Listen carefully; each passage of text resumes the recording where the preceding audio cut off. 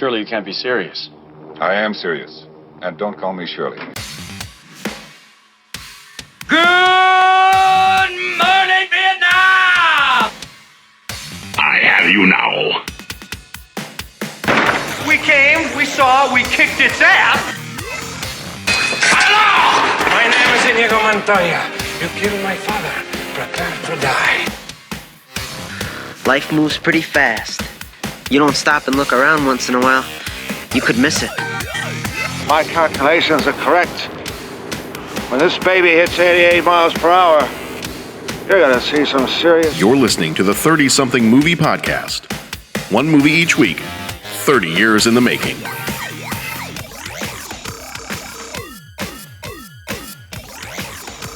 Yeah, that's right. It is the 30-something movie podcast. And once again, I am here with Pat. Hello, Pat. Hey. How you doing? I'm doing well, man. How are you doing? I'm doing okay. I've been playing, I told you earlier today, I've been playing Mr. Mom this weekend. Okay.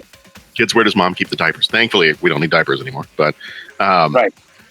Yeah, it's been fine. It's kind of funny because, you know, some of my friends are like, oh, she's going out of town for the weekend. Are you going to need some help?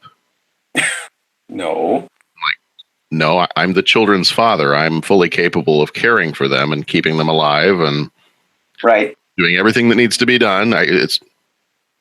I'm fully capable. So yes, I always enjoy that. And I'm saying this sarcastically. I always enjoy that when they automatically assume like, well, you're the dad, so you can't do everything. Yeah, I think that was old paradigm. I mean, I really, maybe a generation ago, well, we're recording, so we'll just keep this, but think of some of our friends / colleagues that might fit the bill with them, but correct. Yeah. Correct. Yeah. So it's been fine. We did, we had a whole bunch of stuff we had to do on Saturday. We had birthday parties people had to go to and all kinds of other crazy stuff. And then on Sunday, we went to go see, you and I were talking about this, which is why we just decided to hit record, because on Sunday we went to go see Thor Ragnarok. Okay, cool. And it was excellent. It was a lot of fun. Wow. It was funny. I'm not gonna give away too much of the story. I'm not gonna give away any of the story because I know you haven't seen it. But as we were talking about before we started recording, I think, I haven't looked this up yet, but I think it still has the highest rating of any of the Marvel movies that have been made up to this point. Okay. It was, when we went on Sunday, it was at like a 93%. Critics gave it a 93%. And I think I looked today and it's at a 92%. Okay. So, and some people I've been hearing some people say, oh, it's the best Marvel movie that's ever been made. And I will say, having seen it, it's funny. It's hilarious. There's a lot of humor in it. Action, a lot of really interesting visuals. I wouldn't rank it as my favorite Marvel movie ever. Mm-hmm. Like, as we were saying, they've made some outstanding Marvel movies that are kind of tough to beat. I mean, I'll rank it up there with some of my favorites, but when I think about like the first Guardians of the Galaxy, when I think about Winter Soldier, you started to mention the first Iron Man. I think, for me, the first Iron Man and the Avengers. Or I should say the first Avengers. Yeah. I know, and it probably rapidly gets into opinion, but I mean, when you go back and watch those, it's like, oh, wow, these were really awesome. So it was good. It was good. And it was, it did some stuff with some of the characters that I had been looking forward to for a long time. Mm-hmm. Some character development for some of the characters that are involved. And it was just really funny. And so in that way, normally I wouldn't take my kids to go to one of the superhero movies until I've seen it first. Right. I think there might be some extreme images and big fight sequences and like all kinds of other crazy stuff that might be too much for the kids. But I looked around at a couple of different places, and a lot of the reviews I was reading said, you know what, that's actually a pretty good movie for families. So if you want to take kids, it's still fine. There were a couple of, and I don't want to give anything away. I don't want to give any spoilers away for it. since it's still only a few days old.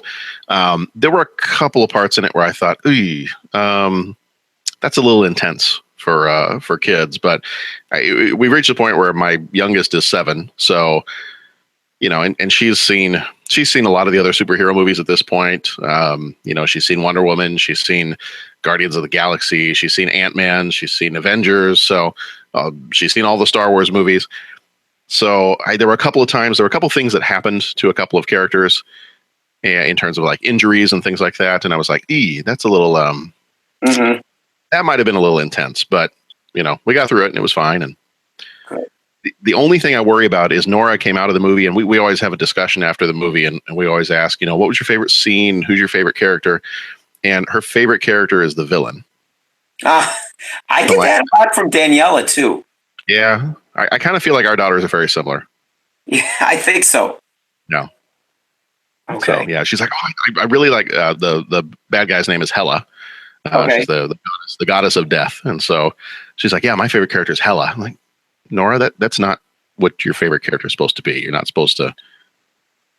That's fine. I like Darth Vader growing up, so let's go for it. Whatever. Right. Well, maybe in this case, it's because it was a strong female that she was identifying with that. Correct. Well, and she thought it was cool how she would go.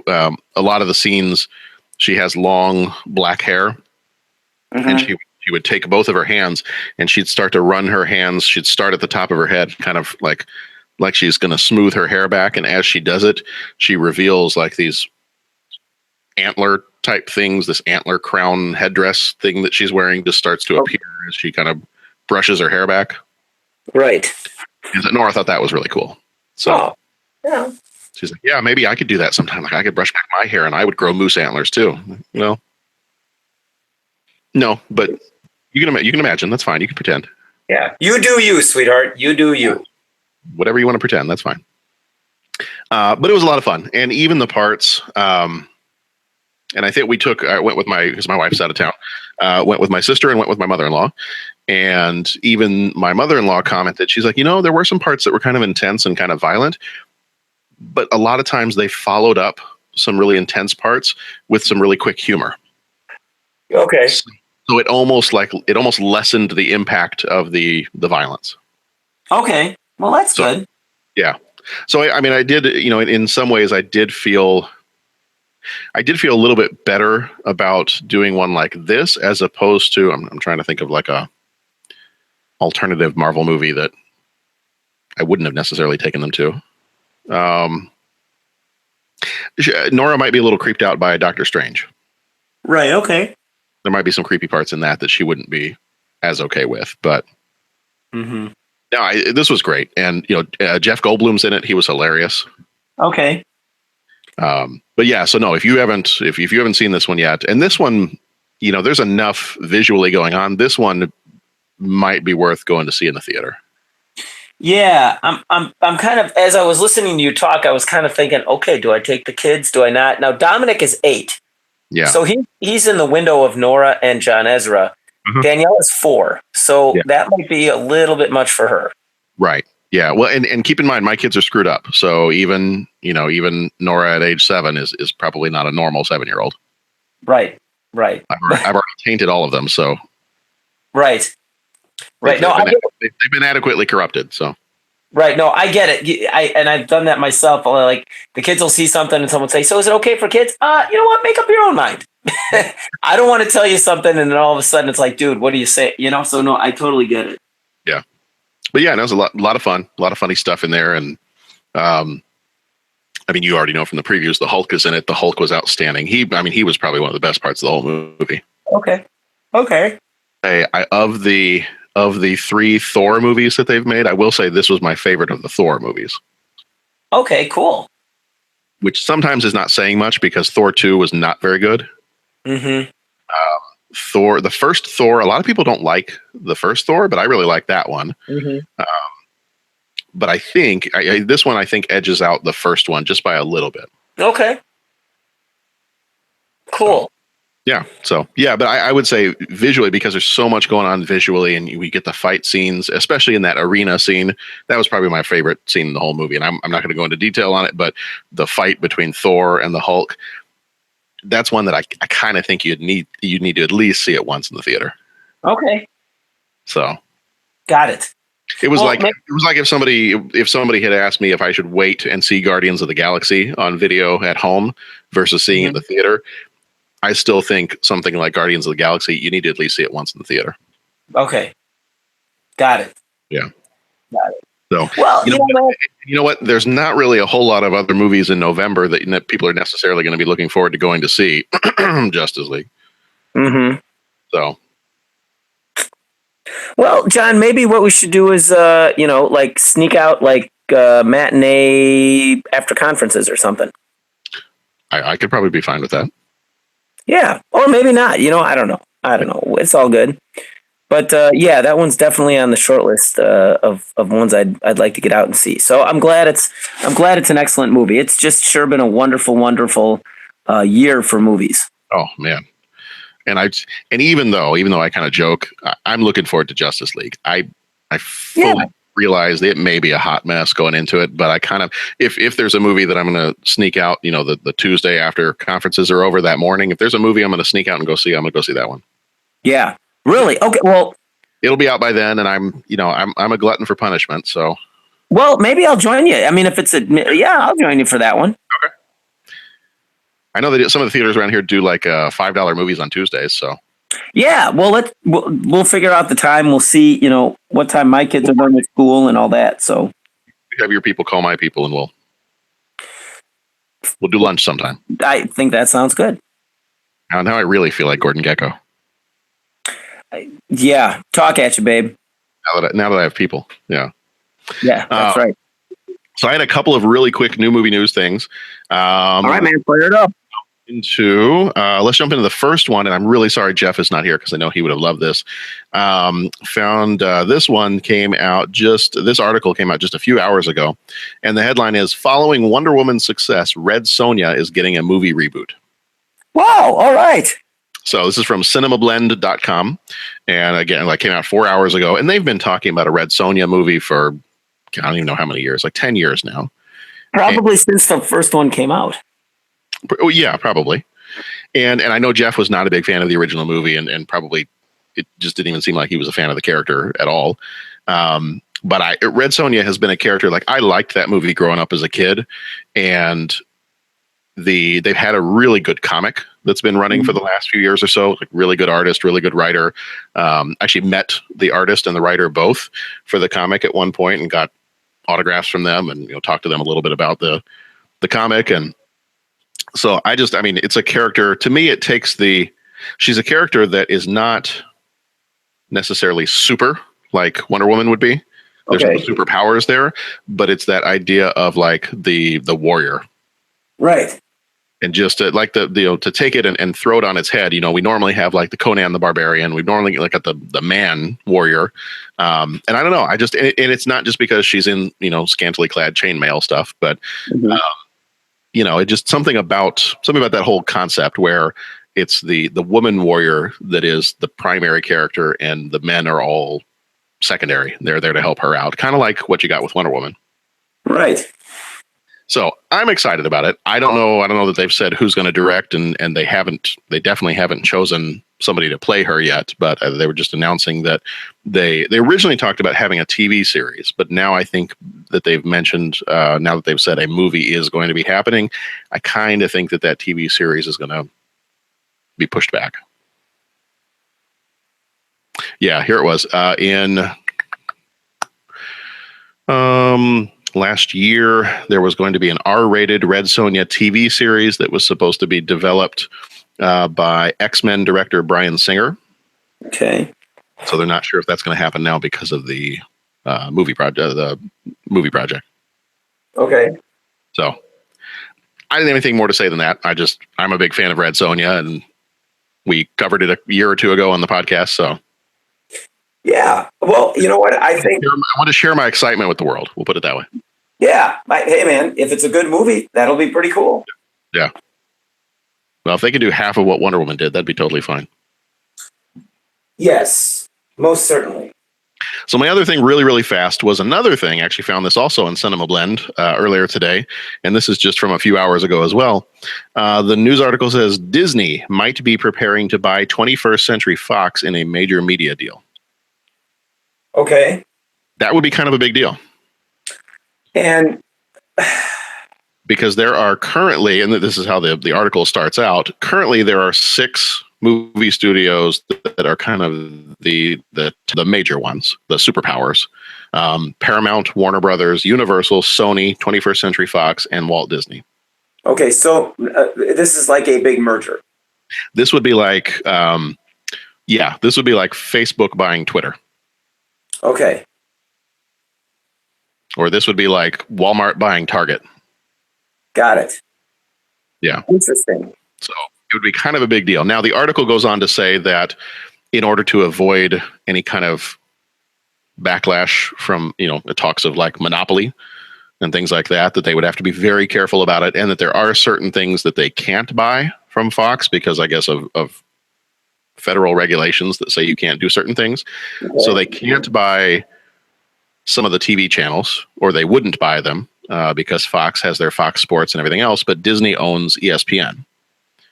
So you wouldn't necessarily buy Fox Sports because then that would compete with your own channel. Okay. And then I guess the main thing is, and this kind of goes back to some of our Marvel discussion a minute ago, is the main thing Disney would buy would be Fox's movie studio and TV production networks. So they would buy all the different properties that 21st Century Fox Movie Studios owns, which currently includes X-Men and Fantastic Four. Huh. So well, Marvel characters that are not currently, Marvel can't currently make those movies because Fox owns them. They would be able to now if Disney were to buy the 21st Century Fox stuff. Well, I was just talking to my buddy that's the huge comic book fan. Yeah. And I mean, I would love to get him in a discussion with like you and Jeff, because like he is incredibly knowledgeable, and he's kind of the one that would just loan me comics and say, "Hey, read this." I mean, he's the reason that I'm a Wolverine guy. I mean, and all that. We were just talking the other night about it, and he was saying that he would love to see. We were talking about Disney and he's pretty high on everything Disney's been doing with Star Wars and Marvel and all that kind of stuff. And he's like, yeah, I would love to see a Disney X-Men movie. Oh yeah. And he says, I would love to see, because he says, I'm a huge X-Men fan. He says, those are my guys. Wolverine, I'm a Wolverine guy, all that. And I've liked the movies, but I mean, the Marvel movies are pretty awesome. So he says, I would love to see Disney give it. And I said, yeah, are they, I mean, and the Wolverine character can be brought back, right? I mean, Hugh Jackman retired it, but and he's like, oh yeah. So you could do X-20, you could do X-23, you could, yeah. Don't tease me, John. I know. Don't tease me. I know. I saw a design. They actually do where I order my comics online. They have a statue that I guess it's going to be for sale in December, and it's a statue of X-23 in the like female Wolverine costume. Right. I was like, that's pretty cool. Yeah. I haven't read it. I haven't read a bunch of Marvel comics for many, many years. I got really frustrated with them when they did the Civil War story. Yeah. Comics, so I kind of gave up on Marvel. So I haven't read a lot of their stuff lately, but some of the designs for how the X-Men are now, they're kind of taking the X-Men back to the way they used to look. Okay. The characters that used to be in the X-Men books. So every once in a while, it makes me like possibly want to go over there and read some more Marvel comics, but I think that would be cool. And they've had in the last couple of years or last few years, they've had some big storylines. They did a whole storyline in the comics of the X-Men having to go up against the Avengers. Okay. Like being something about, I don't know if it was like a mutant registration thing or what it was, but you ended up having this big battle where the X-Men and the Avengers, for some reason, were on opposite sides of something and they had to fight. Okay. So I could totally see that being like take the Captain America Civil War concept and like turn it up to 11. Yeah, no kidding. I could totally see that. So anyway, I don't know that I have a whole lot more to say about that. I saw that just a little while ago and thought that looked interesting and had some interesting ramifications if it were to happen. Yeah, no kidding, man. No kidding. Well, I'm just going to maintain that, hey, you know what? More good movies, more better. If they make it and it's awesome, that'll be cool. Mhm. You know, I for one would love to see more big screen Wolverine. And, you know, if they take it in a direction that I don't want to see, then I'll just, you know, watch Logan every couple of days and be happy. Right. Watch your X-Men movies and then go back and get the DVD collection of the old X-Men animated series. Oh, gosh, that's just such a great show. That was like a couple weeks ago, I think was the 25th anniversary of that. Jeez. Awesome. And which then made me think, I'm like, you know what? Growing up, we had some of the best. I mean, in the 80s, we had these amazing cartoons. We had G.I. Joe, we had Transformers, He-Man, all that other stuff, Ninja Turtles then in the late 80s, early 90s. And then I'm thinking, you know what? When we were older kids, we also then had the Batman animated series and the X-Men animated series. Oh, yeah. Yeah, it was just great stuff. We had a really good childhood. I don't know what the kids have now, but I'm kind of sad for them. Yeah, they got nothing. Actually, they're kind of stealing our stuff. Oh, and John, the 90s, you also forgot Brave Star. Oh, I did. Braves. I don't know what. Oh, I'm sorry. I need to. No, man. Hey. Podcast is over. I can't. I forgot Brave Star, so I can't go on. Dude, you're the host, man. It's my job to help you out with that. Of course, you didn't forget Brave Well, Star. you know what? Now, Pat, you're the host. Oh, no, we don't want that, man. I bequeath my podcasting sword to you. That would be a disaster, dude, if I was the host. That just wouldn't, be good. They could play the trumpet. Well, that's debatable. You know what I mean? 30-something trumpeting podcast for 30 minutes straight. You could play trumpet. Oh, because, yeah, people would definitely tune in for that. There's a niche market for it, I'm sure. There's a huge market for listening to trumpet playing. I don't think there's much of a market for listening to bad trumpet playing. So, you know, people listening to you play with your instrument. Yeah, that just wouldn't be happy. No one would want that. That would be bad. Okay. That would break the internet. Okay. All right. Well, we don't want to break the internet. Should we get greedy? Dude, yes. What a great movie. You love this movie.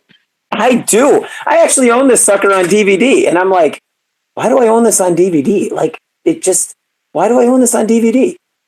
Well, because I don't own a Blu-ray player. That's listening audience. That's why it's DVD. The last time I bought movies, and it's like, oh yeah, that's right. Because this movie is really good. That's why I own this movie on DVD. All right. Well, we're going to warn everybody real quick that we're going to spoil the events of the movie. So we will talk about stuff that happens, in the plot of the movie. So just be aware of that. So this time around, we are talking Wall Street. It came out on the 11th of December, 1987. It was rated R and with a runtime of 2 hours and 6 minutes. Director was Oliver Stone, who I love a conspiracy theory Stone. Oh yeah. Did Platoon, JFK, and Born on the 4th of July. Producer for this one was Edward R. Pressman, who did American Psycho, Das Boot, and The Crow. I love American Psycho. That's one of my favorite movies. Okay. And The Crow. Did you ever see The Crow? Oh, yeah. Oh, that's a great one. Writers for this one, Stanley Weiser, who also did the sequel, Wall Street, Money Never Sleeps, and Project X. And another writer was also Oliver Stone, who did Conan the Barbarian, Scarface, and Platoon. Cinematography was done by Robert Richardson, who did Kill Bill and Inglourious Bastards. Music was done by Stuart Copeland, who did Rumblefish and Highlander 2, The Quickening. Budget for this one was $15 million, and the box office was $43.8 million. Starring Charlie Sheen as Bud Fox, who was in Hot Shots, 2.5 Men, and Platoon. Tamara Tooney played Carolyn. She was in Law & Order SVU and Flight. John C. McGinley played Marvin. He was in Scrubs, Platoon, and Seven. Hal Holbrook played Lou Mannheim. He was in Magnum Force, North and South, and The Firm. James Karen played Lynch. He was in The Pursuit of Happiness and The Return of the Living Dead. Michael Douglas was Gordon Gekko. He was in Basic Instinct, Falling Down, and Ant-Man. Martin Sheen played Carl Fox. He was in The West Wing and Apocalypse Now. Terrence Stamp played Sir Larry Wildman. He was in Superman 2, Star Wars, The Phantom Menace. Sean Young played Kate Gekko. She was in Ace Ventura, Blade Runner. Daryl Hannah was Darian Taylor. She was in Kill Bill and Blade Runner. James Spader played Roger Barnes. He was in Baby Boom, Less Than Zero, and Boston Legal. This one for Rotten Tomatoes, I thought this one was really interesting. Critics gave it a 78%. Audience gave it an 81%. Now, of the critics who gave it a 78%, there's a feature on Rotten Tomatoes, and before people start yelling at their phones or their car radios or whatever, wherever they're listening to this, I know Rotten Tomatoes is not the end-all be-all for movie rankings and ratings. It's just the one that we choose. So there's all kinds of other options out there. There's Metacritic. There's all kinds of others, but this just happens to be the one we choose. I'm not saying it's the best one, but it's the one that we go with. But here's what I thought was interesting. You can switch sometimes from a critic's score to looking at a top critic's score. And the top critics are meant to be kind of the more of the cream of the crop of the movie critic field. The name guys. Yeah. So like you're talking like a Roger Ebert or somebody like that. Okay. What's interesting about this one is critics give it a 78%. When you switch it to only scores by top critics, it's a 25%. That's probably one of the biggest differences. Now, I haven't gone through and looked at a whole bunch of other movies with this. That's probably one of the biggest differences I've ever seen in switching it from critics to just the top critics. Top critics did not like this movie. Yeah. So, but here are some of these critics, and some of these are the top critics. Jonathan Rosenbaum of the Chicago Reader said, let's see, are these all... I think these are all ones that would be considered top critics, and only one of them is positive. And maybe not the one that you would have thought. Jonathan Rosenbaum from the Chicago Reader says, the sensibility of this movie is so adolescent, it's hard to take it as seriously as the filmmakers intend us to. Vincent Canby of the New York Times said, Wall Street isn't a movie to make one think. It simply confirms what we all know we should think while giving us a tantalizing Sidney Sheldon-like peek into the boardrooms and bedrooms of the rich and powerful. He gave it a 2.5 out of 5. The one positive review that I wrote down here was Roger Ebert from the Chicago Sun-Times said, Stone's most impressive achievement in this film is to allow all the financial wheeling and dealing to seem complicated and convincing, and yet always have it make sense. And he gave it a 3.5 out of 4 stars. Cinema Score gave it a B. The awards for this one, Best Actor, Michael Douglas, got an Oscar for that one. Golden Globe, he won as Best Actor as well. And Worst Supporting Actress, Daryl Hannah got a Razzie for this one. Here is my 30 second summary, the official 30 second. This is a good bit. I like this bit. I'm going to keep trying to do it. We're going to see if I can keep this up, but we're going to see if we can get 30 seconds in here. Okay, I'm going to wait for the clock. It's going to get to 30 seconds. I'm going to get going here and go. Bud Fox sounds like a lovable Disney character, but is really a young stockbroker in NYC looking to score the big client in Gordon Gekko, a ruthless Wall Street player. Bud gives Gordo the inside scoop on Blue Star Airlines, where Bud's dad works. Gekko hires Buddy Boy. Bud starts spying and gathering intel for Gekko and starts making him lots of money. Bud convinces Gekko to buy Blue Star Airlines, make him president, and expand the company. Gekko buys but plans to break the company up. Bud gets his revenge by causing Gekko to lose big money to his nemesis, General Zod. Bud gets arrested but agrees to wear a wire and get Gekko to confess his crimes. Everybody's going to prison at the end. There we go.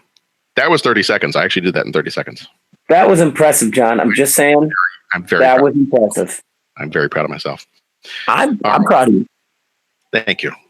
There's a lot of self-love in this podcast.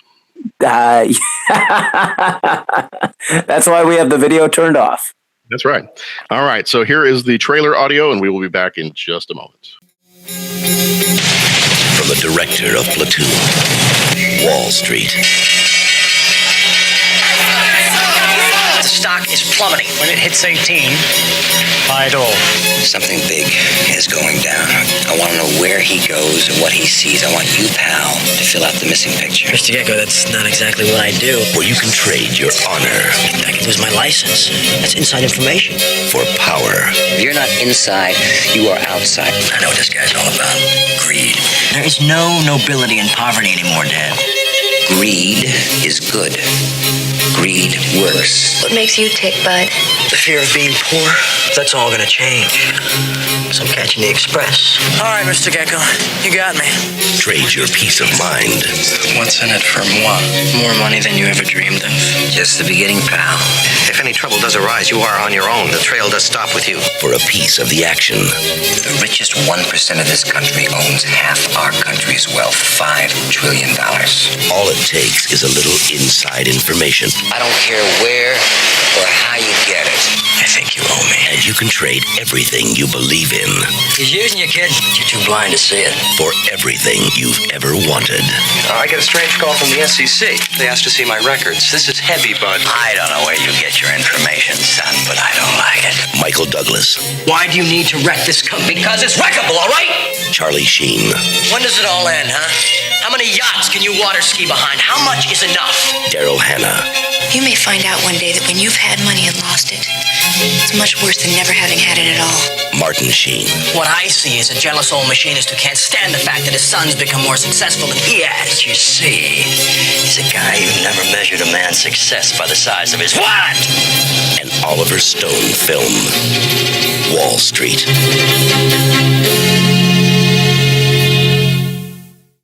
So apparently this was the first movie to ever show someone using a cordless cell phone. Nice. That was interesting. You got the in one of the Lethal Weapons, you had them using the phone that was part of the briefcase. Right. I remember those. This was the first one that they ever show somebody using a cordless cellular phone. This is the only movie, I believe, to date, the only movie to win both an Oscar and a Razzie Award. Okay. So one for Best Actor, Michael Douglas, as an Oscar, and one for Worst Supporting Actress, Daryl Hannah, as a Golden Raspberry Award.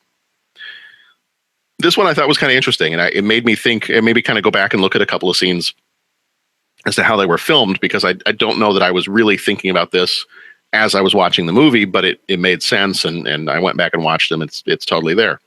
And I pulled this from IMDb. According to Oliver Stone, he was, quote, making a movie about sharks, about feeding frenzies. The director of photography, Robert Richardson, and I wanted the camera to become a predator. There's no let up until you get to the fixed world of Charlie's father, where Charlie, he means Bud, where the stationary camera gives you a sense of immutable values.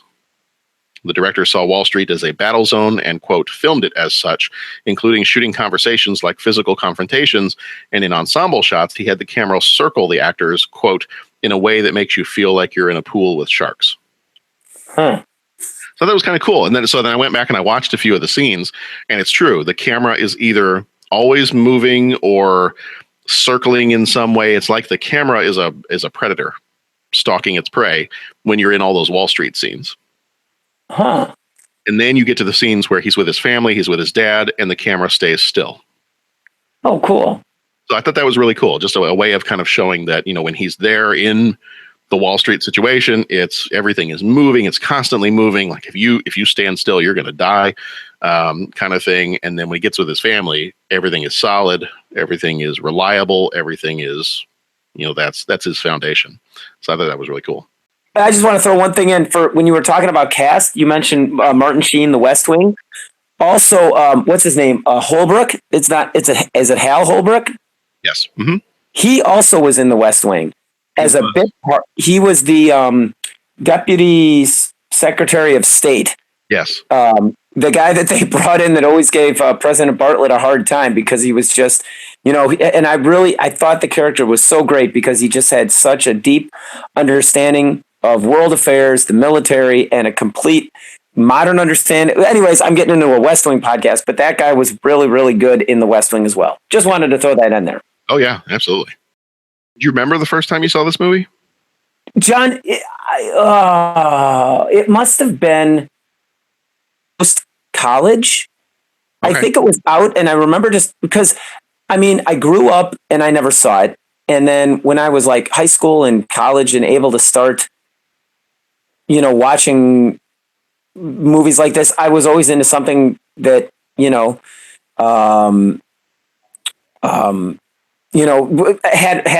more action or something like that. And it would never cross my radar. And then I remember seeing it and being like, hey, Wall Street, I might check this out. Maybe it was like on one of those, free movies you can get back when we had cable and, they have so many movies on demand or something. And I remember talking to my parents and just saying, hey, Wall Street, I remember you guys kind of talking about that. Oh, that's a great movie. You got to see that. And then they start doing some of the greed is good monologue. And I'm like, okay, well, I'll check it out. And then, I saw it. I'm just like, holy smokes, this thing is pretty awesome.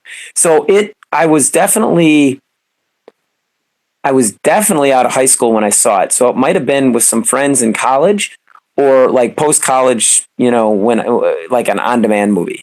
Mm-hmm. So, Yeah, I think same for me. I think it was probably during college or maybe shortly after then. And I think I was on some kind of I would pick, some weekends, if I wasn't going home for the weekend and I was still in college, I would pick like a couple of different themes for movies, and I'd rent a whole bunch of movies that dealt with that theme. Cool. Or I'd pick an actor and I'd rent a whole bunch of movies by that actor, and I would just spend the weekend watching them. Okay. And I remember this one was I had watched American Psycho with some of my friends. Okay. And really, have you ever seen that movie? No. Okay. It's I think you would like it. Okay. I think you might like it. It's Christian Bale. Okay. And it's do you like Fight Club? It's been like forever since I saw it, and it pains me to say this because I know it's one of your favorite movies, but yeah, I mean, I remember liking it, but I've only seen it like once, maybe. Okay. I think you probably would like American Psycho. Okay.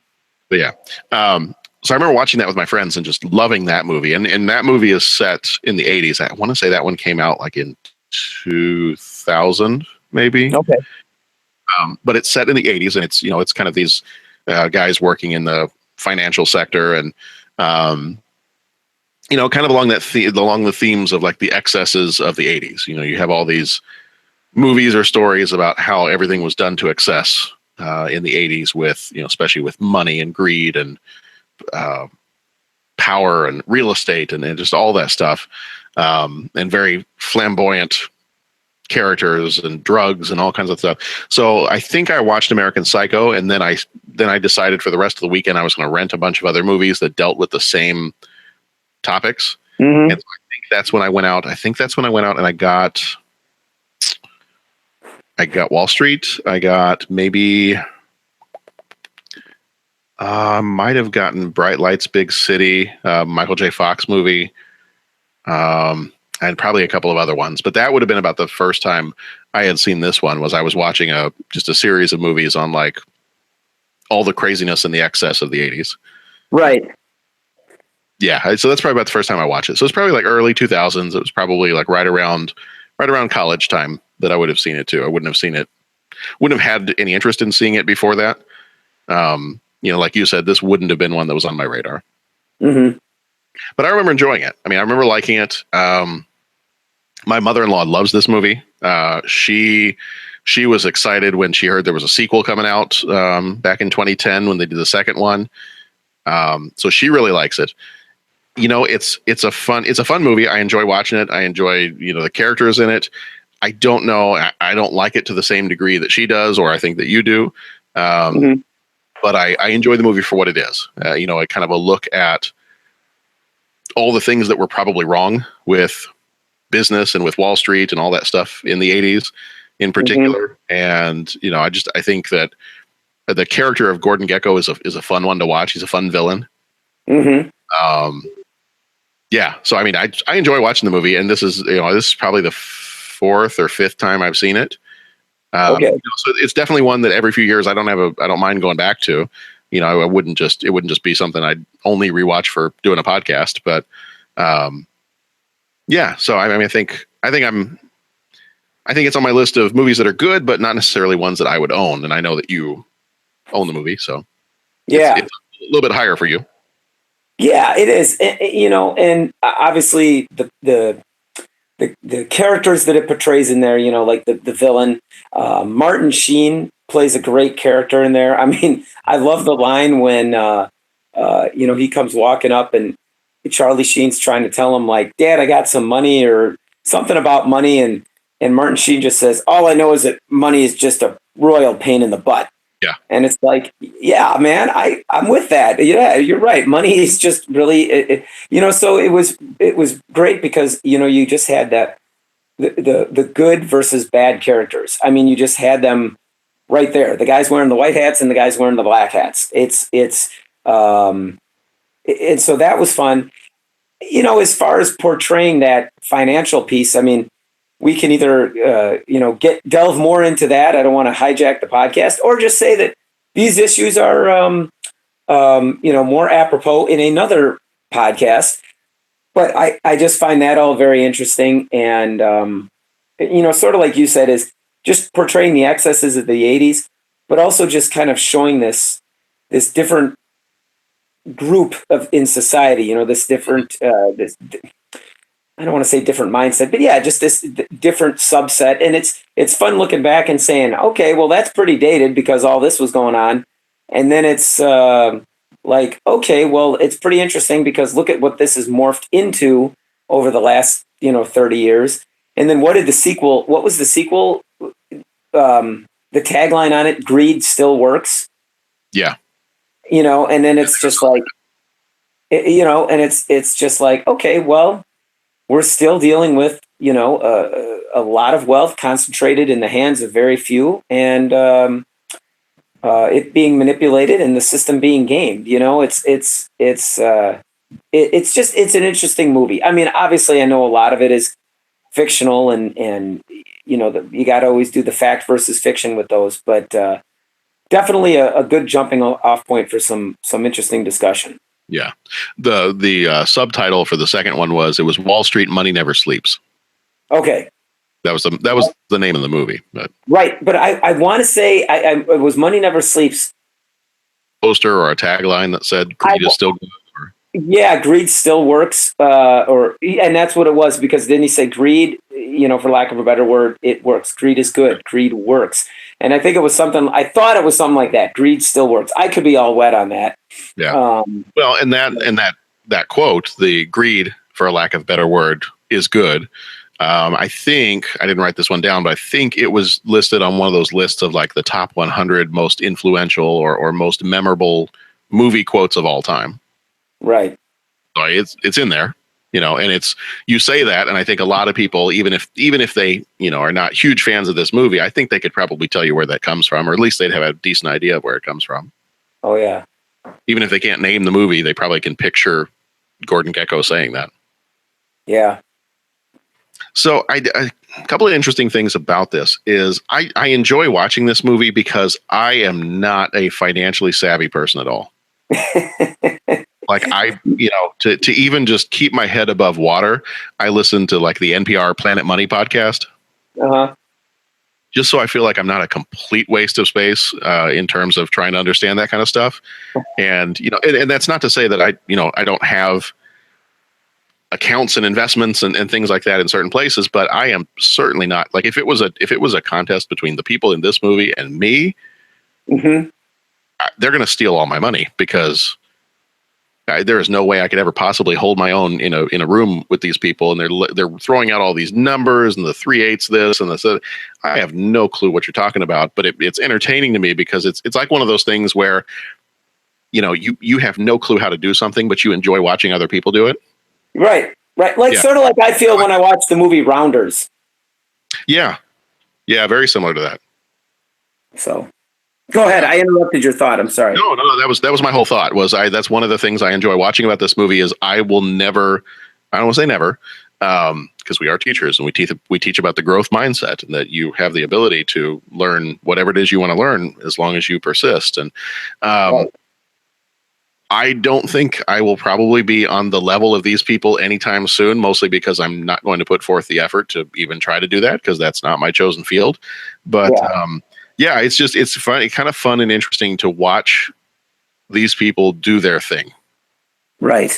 Like it's, anytime you watch somebody who's an expert at something, whatever it might be, whether it's an expert carpenter or a pool player or a golfer or a race car driver, whatever, you watch somebody who's good at something and it's just fun to watch, even if it's not your thing. Mm-hmm. I think there's just something about watching someone at work who's really good at what they do. And right. That's the interest factor for me for this movie. Otherwise, I don't know that I would be too interested in this movie. Yeah. But just feeling like I'm getting a sense of what it would really be like to be in this situation, to be a fly on the wall, watching these things happen in the 1980s in Wall Street. And apparently real stockbrokers, like the biggest fans of this movie are real stockbrokers because they look at this and they say, oh man, this is like, the nerds have their superhero movies. This is our movie. Yeah. Yeah. And they really tend to love it. And I read a few things where other stockbrokers and Wall Street types have said, you know what, this movie is the one that gets it the closest. When you see Wall Street stuff, happening. Maybe not today with the way technology has changed some things, but they've said, you know what, of all the other movies that depict Wall Street, this one probably gets it the closest than any of the others. This is probably the most true to life. Right. So one of the things that I was going to ask is, I was reading an article from Vanity Fair magazine from 2010 about this movie. And one of the things, because I subscribe to Vanity Fair, so I don't, was that the article was kind of an interesting article because it was right around the time that the sequel was about to come out. And what the writer of the article was saying was that the first Wall Street, while it might have been a successful movie, totally failed to do what Oliver Stone wanted it to do. Okay. And his point was that Oliver Stone made Wall Street as a way of trying to change. Let's see, he had a quote. It was a quote, vehicle for social change. That Oliver Stone in a lot of his movies is trying to depict certain things in a certain light so that you change your mind about them, so that you see them as they really are, and it then will change society because of it. And so he was trying to show, so this person asserts that he was trying to show, and I think Oliver Stone has said this too, he was trying to show the worst parts of Wall Street and the worst, most depraved, people, these people that just everything is about the money and everything is about obtaining the money, and all the way to the line that greed is good. And that Oliver Stone was making this movie to show people, here's how bad Wall Street is. Here's how bad. Here's how corrupt. It'll destroy the lives of hardworking people without a second thought. And yet, when the movie became so successful, Oliver Stone was hearing from people that the message they came away with was, oh man, Wall Street is the reason I got into working on Wall Street. And I want to be, when I first got into Wall Street, I felt like I was like Bud Fox. And my goal was, I want to end up like Gordon Gekko. And Oliver Stone was like, no, that's totally not the point of my movie. The point of my movie is that you should hate people like Gordon Gekko. And that should be the villain of the story that we want to get away from as a society. But he said that he's kind of felt bad how that worked out, where people ended up saying, oh man, Gordon Gekko is so awesome. So I guess follow all that up with, here's my question. Do you think this works as a morality tale? If he's trying to use it as a social change vehicle, does it work or no? Okay, so it doesn't, and why do you think it would? Not you, John Reed, but why does he think it would?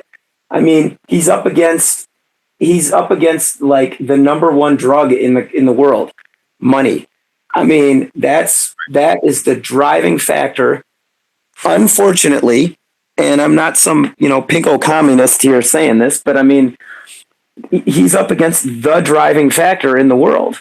I mean, it all comes down to the almighty dollar. And so, of course, there's going to be people that walk away from this movie and are just enamored with it because they want a bit of that glamour.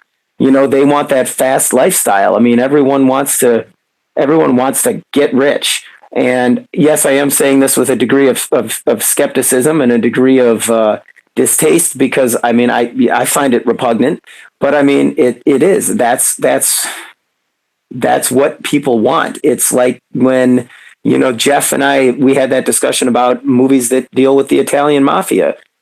People like to see that glorified on the big screen because they all want to walk around in a fancy suit and want to say, bada bing, and have their number one enemy just taken care of. I mean, it's dark, but there's a side of that I think appeals to humanity. So I don't think that works as a social tale. I mean, sure, Gordon Gekko's going to jail, but when he gets out, he's going to have a whole lot of money.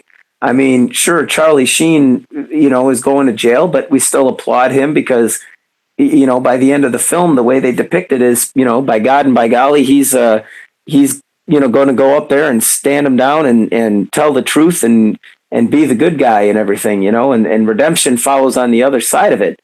I mean, they don't show the side of it where, okay, the company folds and you got people laid off and, workers strike and all this other kind of negative parts of, the other side of the economy. They don't show that. They only show that top percentage. So of course people are going to be enamored by that. Yep. And I have to say too is, back in the 80s, and I encourage any of our listeners that are more knowledgeable or to please correct me, because I'm in no means an expert. By no means am I an expert. But in the 80s, it was the investors, it was the high rollers. Okay. And not even that. I don't necessarily want to make it a gambling reference, but the people that were really investing, I mean, they were on that higher level. Sure, there were the guys that, like what Charlie Sheen was depicted in the movie, that were, working their jobs and what was the guy's name? We were just talking about, was it Hal Holbrook? Yeah. He was the guy that comes in and just says, look, just do your job, work it through, you stick to the plan, stick to the playbook. We're trying to build industry and build businesses and so on and so forth. Very much like the Kanish in Rounders saying, hey, just grind it out. This is how you make a living. And that's kind of what they were depicting. Then you get these high rollers that are the ones that are just doing whatever it takes to, make millions upon millions of dollars. The common, everyday people, I mean, what did we, well, I don't want to necessarily we, but I mean, what did they do? They had pensions. Maybe they paid into their 401ks. I think 401ks were going on then, but they had their pension, or they, bought government bonds or so on and so forth.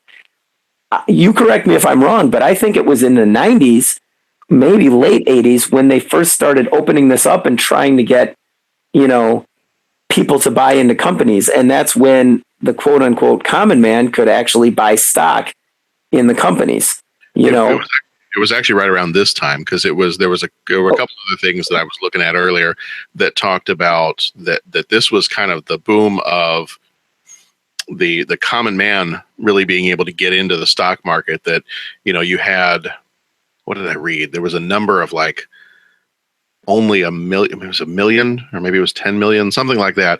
Only about 1 million people had like mutual funds and things like that in 1979. And the article I read was from 1994, and it said, by now there's at least 10 times that. Right. Well, that's 1994. Right. I mean, we're 20 some years after that. So, I think it was right around the time, right around the turn of the 80s, just as the 80s were starting off. That's when you really started to have people get into stock market stuff, which is why I think you have so many of these like business stock market, Wall Street type movies that come up in the 80s, where you've got things like our movie next week, which, we'll just here. We've already watched Secret of My Success, and we're actually recording these two shows on the same day. So, but our movie that'll come out next week will be Secret of My Success. And it seems like you just got a whole slew of movies about the stock market and business and all kinds of stuff from the mid 80s. And so I think it was probably, and again, I was 5 years old at the time, so I don't know this for certain, but I kind of think this was right around the time that you really started to get more and more people, the common man, dabbling in joining the stock market. Right. Dabbling in it. Because, I mean, the thing was, unless you're going to sit there and, follow world markets and world affairs and make this your entire job, you're dabbling in it. And chances are you're going to lose money. I remember these commercials from, was it Smith Barney? And their tagline was, invest with us because we make money. We make people money the old fashioned way. We earn it. Mm-hmm. And I mean, that was kind of the big, that was the big thing in my mind that, that allowed people to get in with it. But I think that was it. Everybody wanted to, have this dream that they could get up in the morning, shift some stocks from column A to column B, and then all of a sudden, by the afternoon, have enough money to buy a TV set or buy a new car or something. They just figured, okay, I'm never going to be a millionaire and own 6 houses, but I'm going to be able to make this work, and it. Well, and I think that's why this movie works. I think that's because this is one of those movies where your common everyday person, your average Joe, could watch this movie and say, oh man, I can't bring myself to do that. I can't bring myself to put like $10,000 into this or 20,000 into this. I watch these guys in this movie. They put $20,000 into this, and then by the end of the day, they've made 12 million. Man, I wish I could do that. I'm not going to, because knowing me, I'm going to lose my $20,000. But so I think it's that kind of the escapist fantasy. A real world business like escapist fantasy where you could say, man, I wish I could do that. Totally wish I could do that, but I'm not going to risk my own money and my family's money, for crazy things. So I'm going to watch people in a movie do it and at least get my kicks that way. Yeah. Well, and it's funny because, the whole idea of mutual funds and all that kind of stuff grew up. But then what you got to really watch out for now with that is that a lot of those mutual funds come with a high price tag because you're basically paying people to manage your funds. And you got to look at the expense fees on those and realize, okay, well, how much of my percentage earnings or whatnot, and how much of my return, my rate of return, the percentage that I get back, how much of that am I paying in fees? And that's where one of the things that's come up now, well, not now, but it's been coming for the last 15, 20 years, I think, has been shoot, what do you call it? Oh, index funds. Which are you familiar with index funds? Or I know of them, but again, I'm kind of a financial idiot. So well, yeah, beware anyone. Beware any. Go ahead. Take me to school, Pat. Well, no, I was just going to say, beware anyone that says they have all the answers, because chances are they don't, and they'll just mess you up. But the little bit of it I know is that now, and it's largely, I think it's the Vanguard company is the one that really kind of started the ball rolling with this. They said, you know what? It's not sexy, it's not glamorous, but if you want to save for retirement, you get involved in an index fund. And what that is you can pick all different ones. There's funds that are like a fund of the entire market. You own a little bit of the entire stock market. Yeah. Or you can get like the S&P 500. You can get the small cap fund and all that. And they're different collections of different companies. But basically what it does is there is no buying and selling. It just tracks the market. And it's basically run by a computer. So the expense ratios are very, very low. And so what happens is the market goes up, your rate of returns go up. If the market goes down, well, then your rate of returns go down. But it's not like you're losing money by paying, someone to monitor it. And what a lot of the analysts are saying is, if you want to save for retirement, you get involved with those, you put the money in, and you don't mess with it.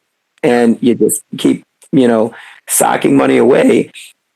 And I read, there's actually a really great website here. We'll give them a free plug. It's called Mr. Money Mustache.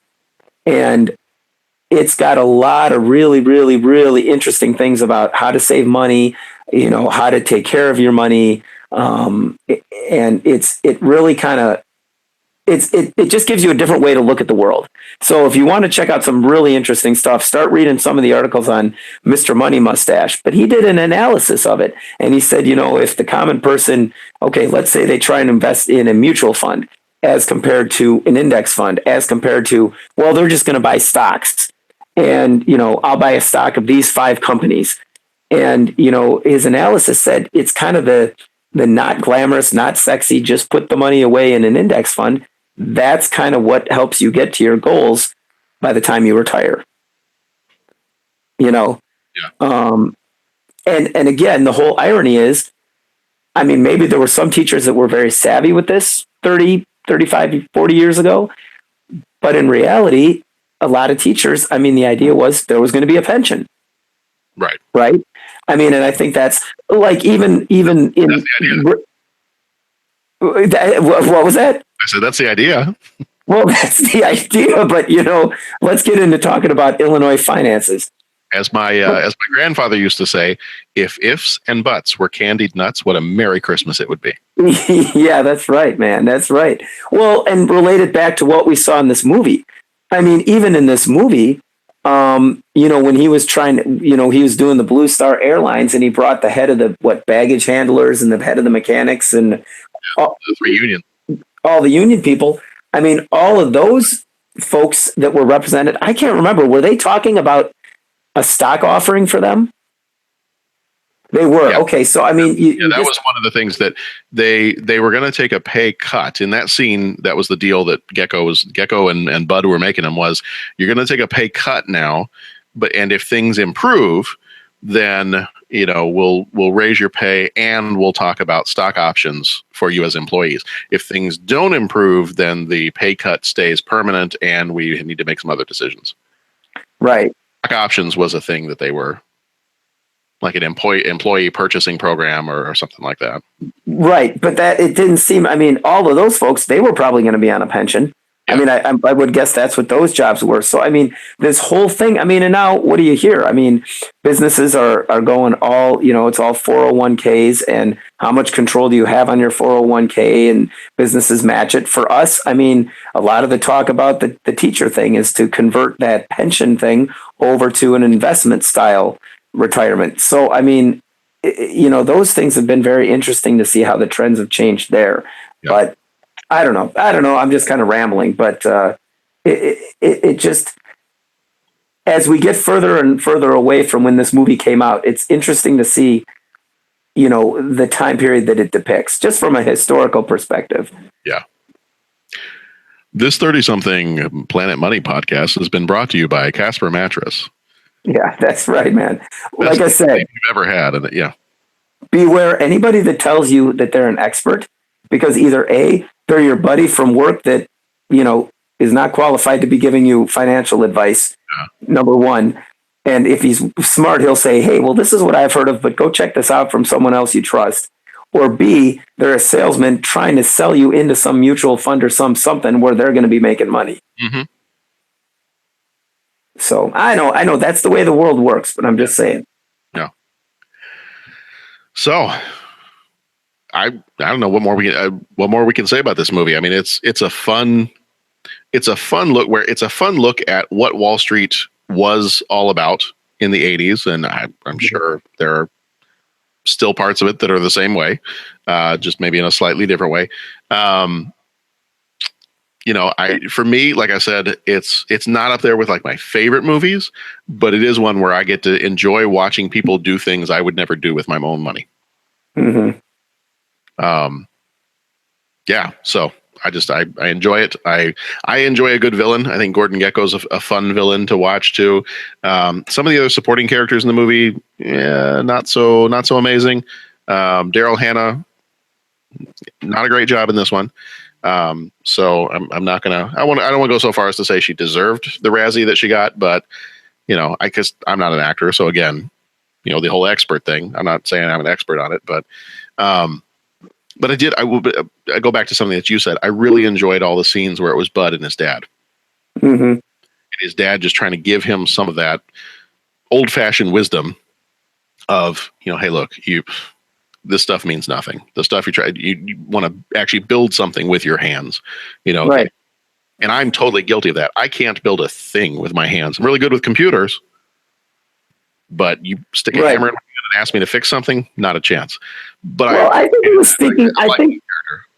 I think he was speaking metaphorically. I mean, I think just go out and and he said it. Go out and create. Don't just make money off of other people's. Around other people's money. Right. Yeah. So. All right. Anything else you want to say about Wall Street?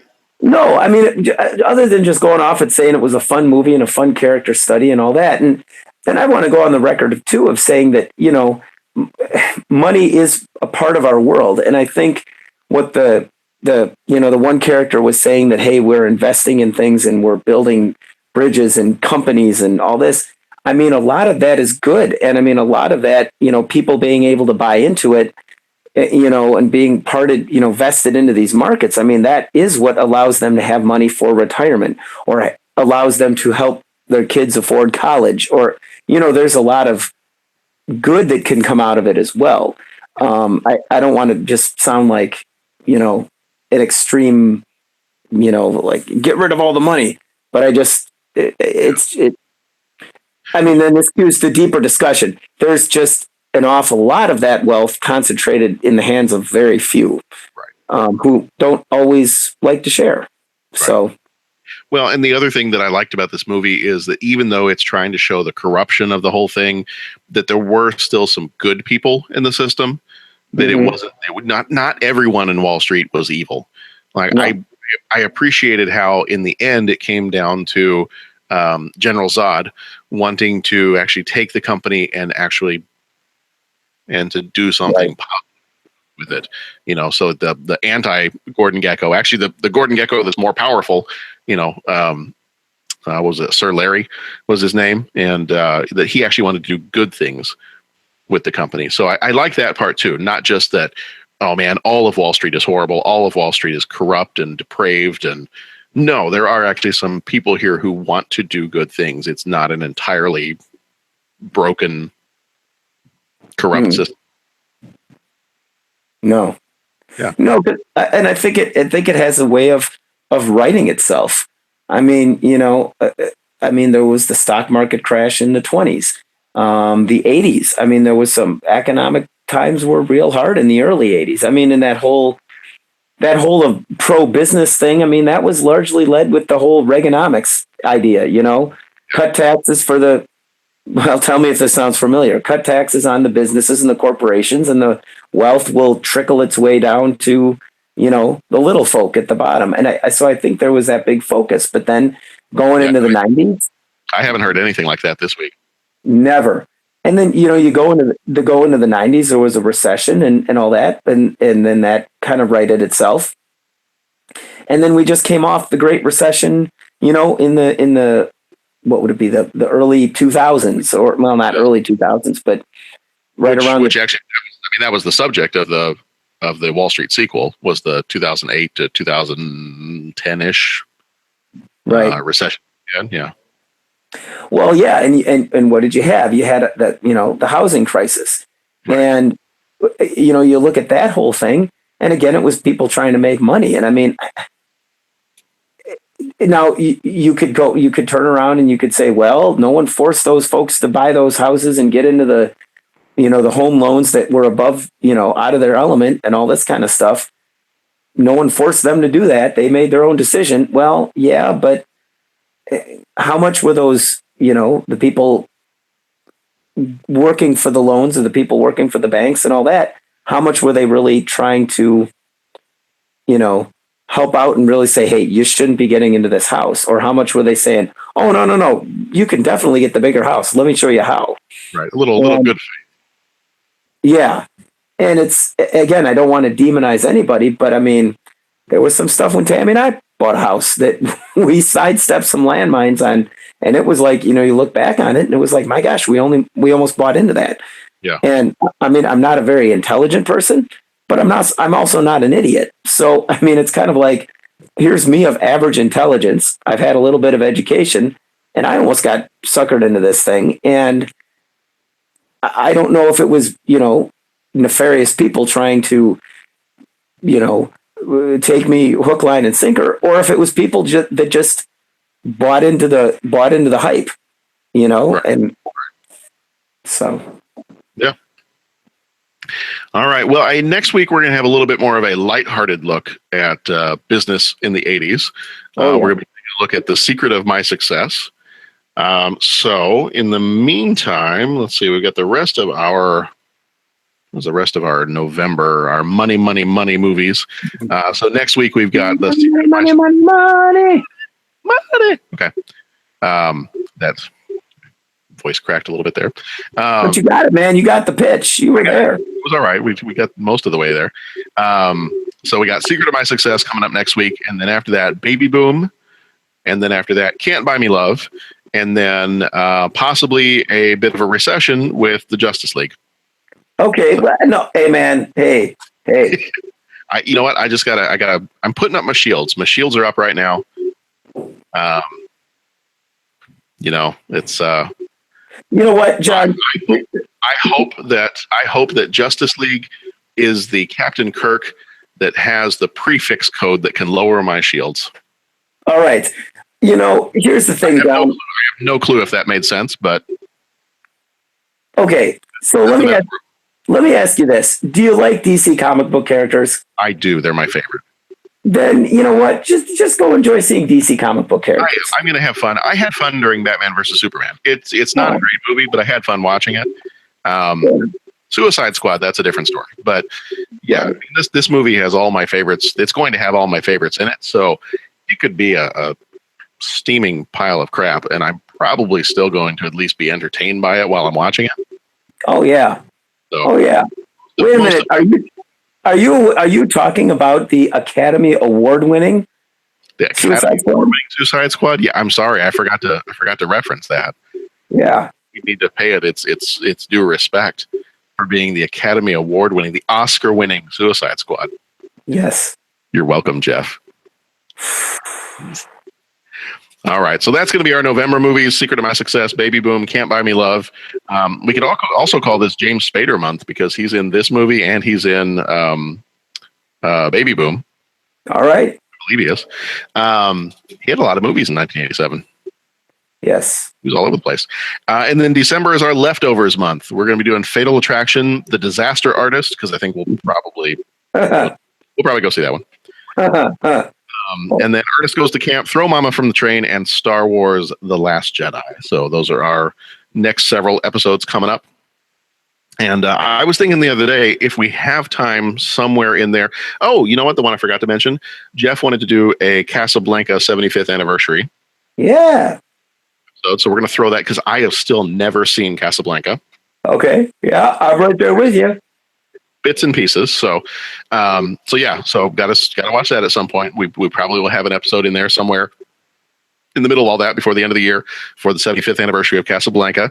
And then the other one I thought could be interesting to do is just do because I took a whole bunch of notes at the beginning of the year of like, what are some of the things that happened in 1987 that would be interesting to mention as we go along.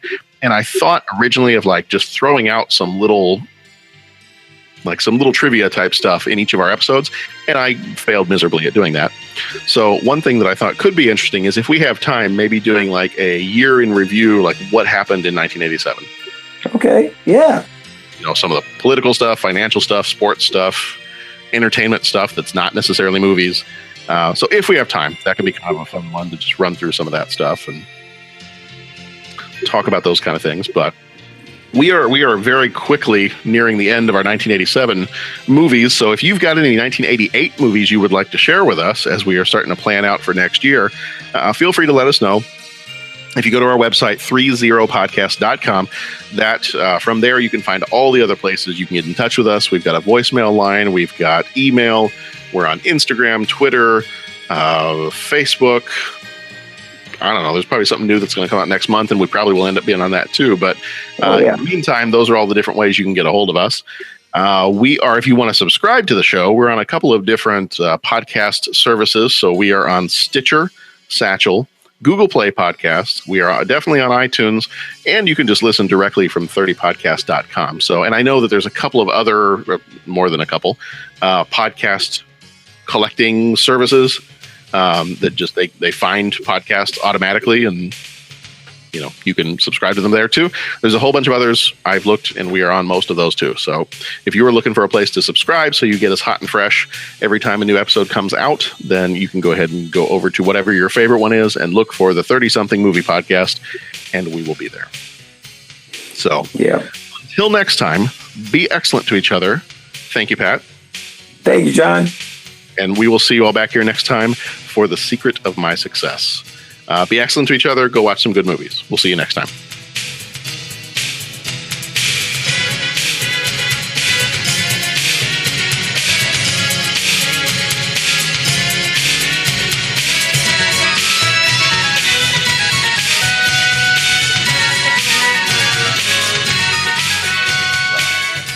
I appreciate the opportunity you're giving me, Mr. Cromwell, as the single largest shareholder in Teldar paper, to speak. Well, ladies and gentlemen, we're not here to indulge in fantasy, but in political and economic reality. America has become a second-rate power. Its trade deficit and its fiscal deficit are at nightmare proportions. Now, in the days of the free market, when our country was a top industrial power, there was accountability to the stockholder. The Carnegies, the Mellons, the men that built this great industrial empire made sure of it because it was their money at stake. Today, management has no stake in the company. Altogether, these men sitting up here own less than 3% of the company. And where does Mr. Cromwell put his $1 million salary? Not in Teldar stock. He owns less than 1%. You own the company. That's right. You, the stockholder, and you are all being royally screwed over by these bureaucrats with their steak lunches, their hunting and fishing trips, their corporate jets and golden parachutes. This is an outrage. You're out of line, Gekko. Teldar Paper, Mr. Cromwell, Teldar Paper has 33 different vice presidents, each earning over $200,000 a year. Now, I have spent the last 2 months analyzing what all these guys do, and I still can't figure it out. One thing I do know is that our paper company lost $110 million last year, and I'll bet that half of that was spent in all the paperwork going back and forth between all these vice presidents. The new law of evolution in corporate America seems to be survival of the unfittest. Well, in my book, you either do it right or you get eliminated. In the last 7 deals that I've been involved with, there were 2.5 million stockholders who have made a pre-tax profit of $12 billion. Thank you. I am not a destroyer of companies. I am a liberator of them. The point is, ladies and gentlemen, that greed, for lack of a better word, is good. Greed is right. Greed works. Greed clarifies, cuts through, and captures the essence of the evolutionary spirit. Greed in all of its forms. Greed for life, for money, for love, knowledge, has marked the upward surge of mankind, and greed, you mark my words, will not only save Teldar Paper, but that other malfunctioning corporation called the USA. Thank you very much.